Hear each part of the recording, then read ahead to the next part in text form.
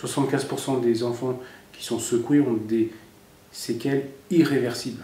Irréversibles, donc ça tue et ça handicape.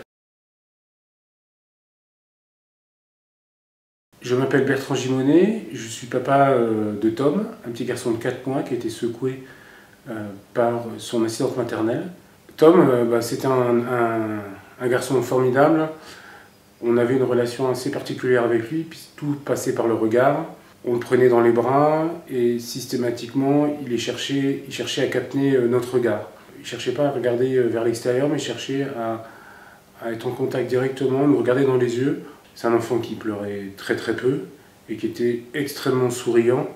On l'appelait Tom le bienheureux.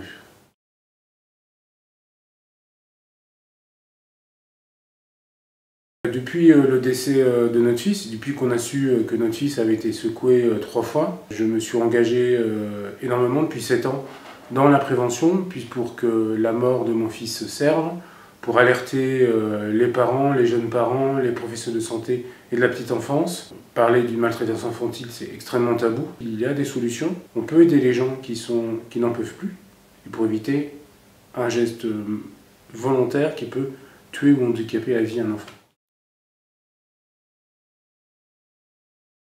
On peut reconnaître un certain nombre de signes. Ça peut être un enfant qui est mou, qui est blanc, ou au contraire qui est très rigide. Ça peut être un enfant qui a des pleurs inhabituels, des cris inhabituels, une irritabilité inhabituelle. Tout se passait bien et d'un seul coup, on a un comportement qui ne lui correspond plus. Donc dans ce cas-là, allez voir votre médecin traitant, allez voir votre pédiatre ou allez aux urgences pour qu'il soit examiné. Il est important de dire que tout va se passer dans la boîte crânienne.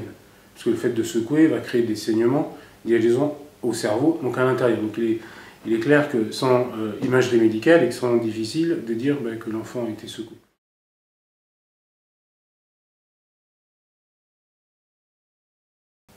Qu'est-ce qui amène à secouer un enfant? C'est l'association de différents facteurs.